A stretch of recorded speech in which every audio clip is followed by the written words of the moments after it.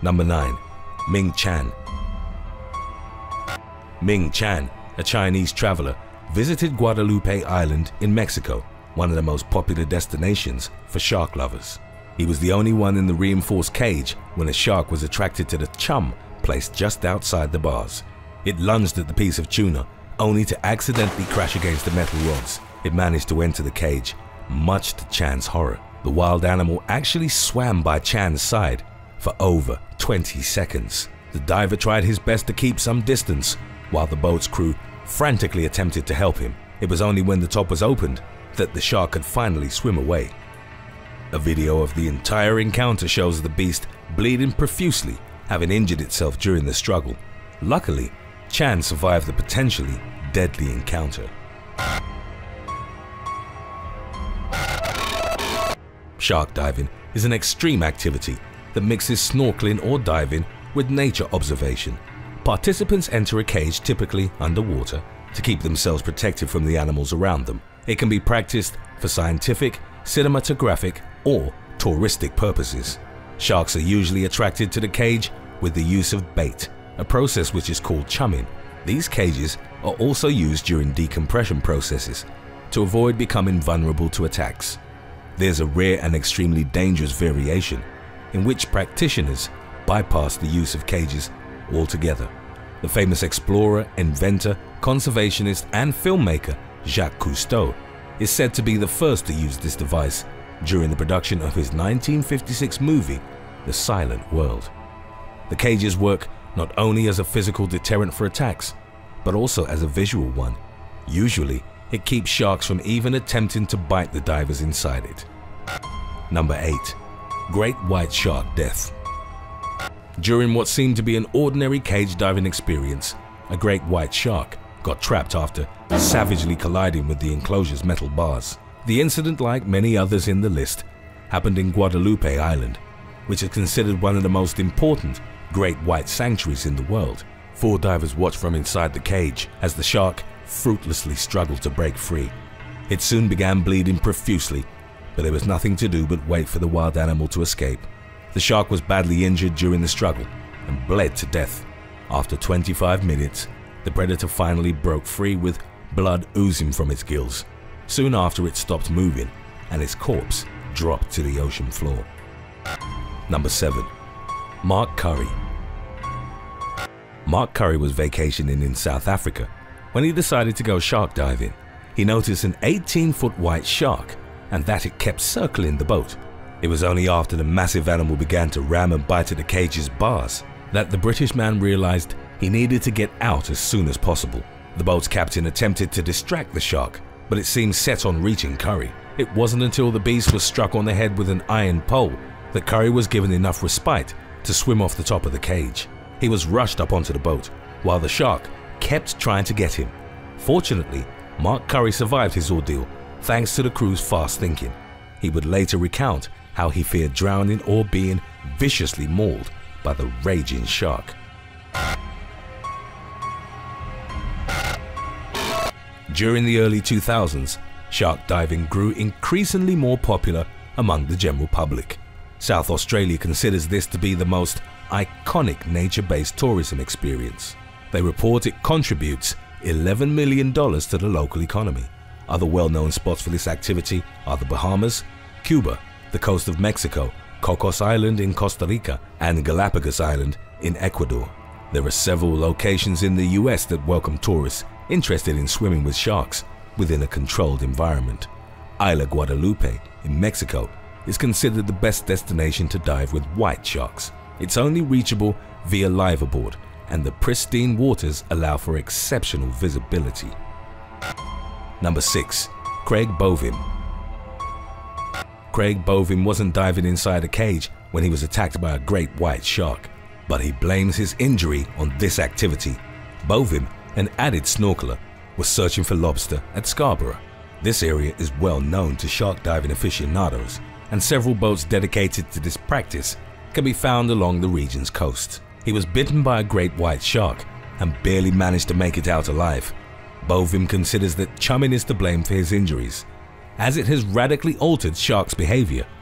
These animals are, according to the attack victim, more prone to approach human beings in search of food, and more violent when failing to receive it. Number 5. Nancy Losouzo. Nancy Losouzo was vacationing in Mexico when she visited Guadalupe Islands, a popular tourist attraction. While there, she decided to go cage diving and recorded the whole experience. As she was being lowered underwater, a great white shark swam straight towards the cage Losouzo was in, unable or unwilling to change course in time. It began pushing against the bars, trying to break inside. Nancy would fortunately survive the encounter and recorded it all, including the tense moments of the shark gnawing at the cage's bars. In the end, the young diver managed to escape unscratched but shaken up. Diving among sharks, even when protected by a cage, has inherent risks. The pens are specifically crafted to resist bites and ramming attacks, but they aren't 100% effective.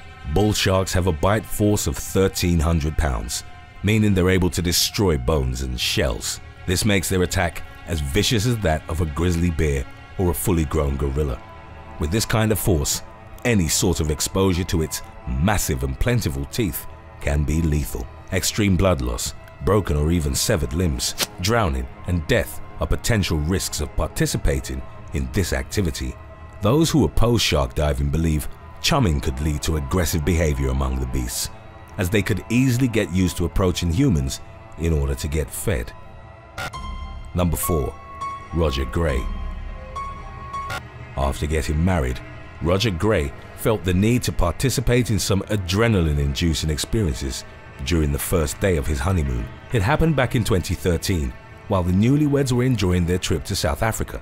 He decided to go alone on one of the area's most popular extreme activities, shark diving. While underwater, he encountered several different sharks. However, one seemed particularly violent and decided to ignore the bait being dangled outside the bars. Instead, it managed to get its head inside the cage and started biting around wildly. Gray ducked in time and avoided the shark's massive serrated teeth. Eventually, the monstrous marine animal swam away, and Gray was able to return to his honeymoon, none the worse for wear. Number 3. Katie Yonker. Katie Yonker and 3 other friends had spent little time underwater, protected by the thick bars of the shark tank, when they saw a 15-foot specimen swimming nearby. Without warning, the great white shark lunged at their air supply, creating an explosion.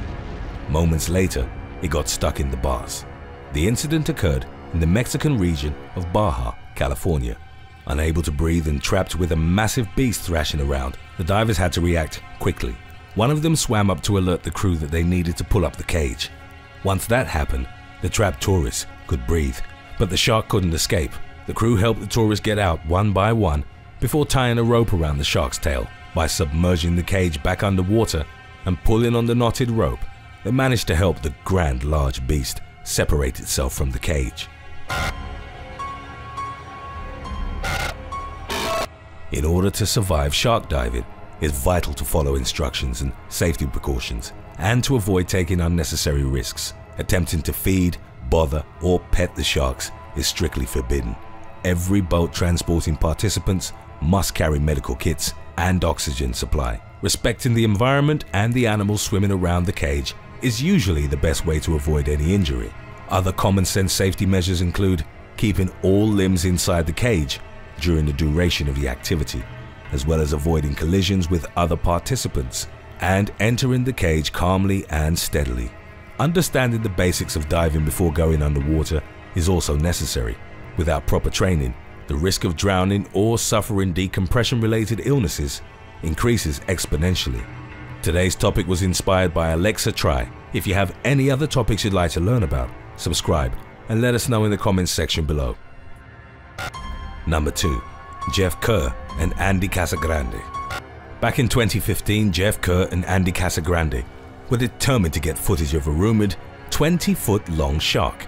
They had been filming in several locations while trying to finish their documentary on the subject. The next point in their agenda was New Zealand.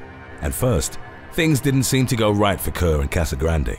Upon entering the underwater cage, several sharks approached them. Their attitudes were markedly aggressive, as they were whipping their tails against the bars and circling the two filmmakers repeatedly.